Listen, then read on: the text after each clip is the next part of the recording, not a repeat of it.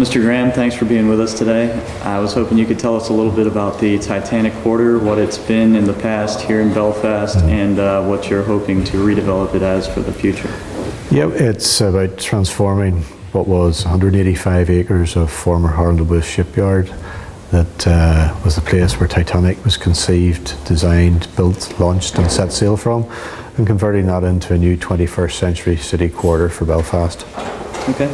And I understand that it's going to be mixed-use development, focused on several different sectors of economic drivers? Absolutely. It's creating this new sustainable mixed-use development, which will involve creating economic drivers or focusing on economic drivers that will help sustain the area into the future. The obvious one is the link with Titanic, creating this new economic tourism driver, together with a creative media hub, European Centre for Connected Health, a new dedicated financial services centre for Belfast. Okay. And I understand that the facilities were toured by, among other officials, the Governor of Georgia, Sonny Perdue? Absolutely. About a year ago I had the privilege of hosting Governor Perdue to a visit to Titanic Quarter to come and learn about the project. We then had a further visit down to the Northern Ireland Science Park, which is at the northern end of Titanic Quarter. Given the Governor's background in the veterinary area and his interest in startup and new businesses, I visited some of the companies down there to see at first hand some of the local technology in action. Okay. And some of that technology or those industries were somewhat applicable to both in Northern Ireland and in Georgia? Absolutely, and I think the Governor was very keen, as we are, to see those links coming both directions across the Atlantic, and opportunities of cross-fertilisation for the businesses here to break into the US market, but also for companies who want to break into the European market to come to an area which speaks the same language and by and large is the same psyche in terms of understanding and business. Mm-hmm. Okay, and I understand that the area is going to be developed in phases? Yeah, we're probably talking about maybe up to a 15 to 25 year project. The best metric that I use to people, if anybody's familiar with Canary Wharf in London, we've got approximately just over twice the geographic area of Canary Wharf, so 185 acres is quite a bit of a city centre. Mm-hmm. Okay. And one of the first phases is going to be the signature project?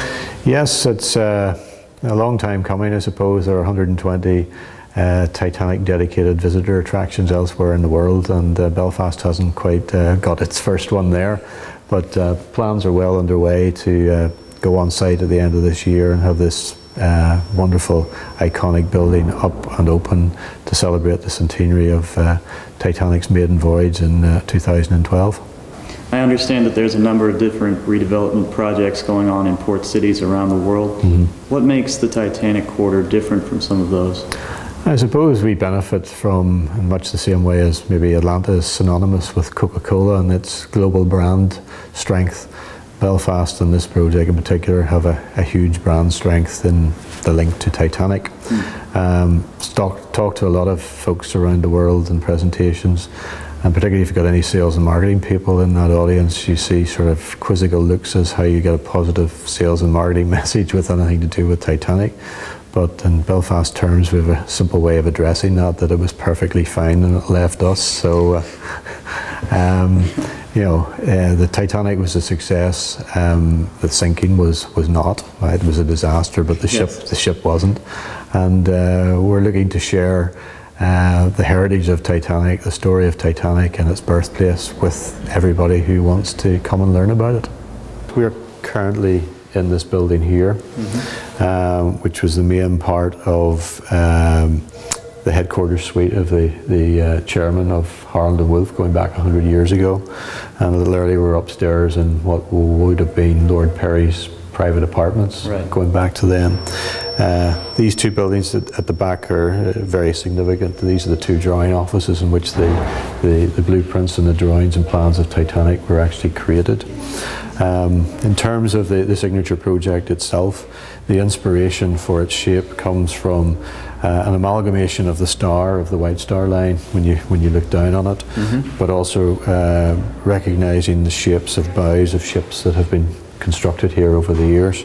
I must admit, when I first saw the concept, I thought it more in keeping with the shape of an iceberg, possibly, than not very auspicious. But yes, it should be a wonderful piece of iconic architecture when it's finished. The idea of these different elevations is these will be actually live, active screens, which will have media of some form or other related to, or necessarily not related to, the story of Titanic and its past, basically projected on them. So a medium of conveying some of the message and other messages to people when they come visit.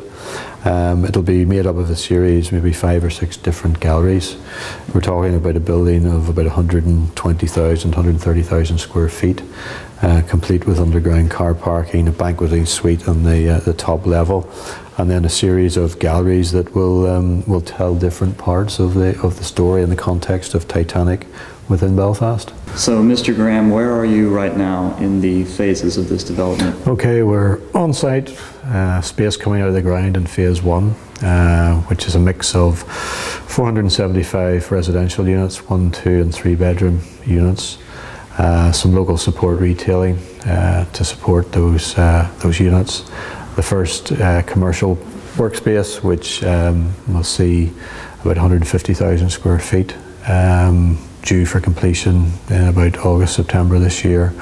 We're actively nearly at the point of signing off a major inward investment tenant for that in the financial services area, which will see about just over 90,000 square feet of that let.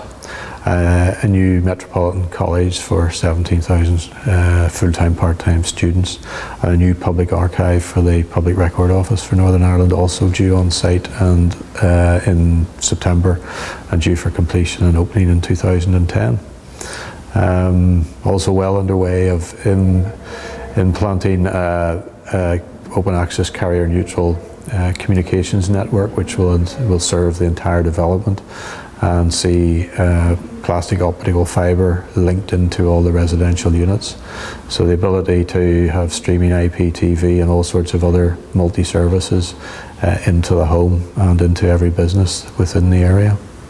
Mr. Graham, you said that this project might have a 15, even a 20-year scope until its completion. At that time, how many people might it house? How many businesses? Can you give us any idea? Yeah, I mean, we're thinking probably somewhere between 25 and 30,000 people living here eventually, and hopefully also working in the area, so they can walk to work, don't rely on the motor car and use up very expensive gasoline. That's probably going to see somewhere between 12,500 and 15,000 residential units, together with schools, medical facilities, all the sort of full mixed use that enables you to live, work and play in this area, and still be 15 minutes walk from City Hall and the main infrastructure in terms of major retailing that exists in the city centre.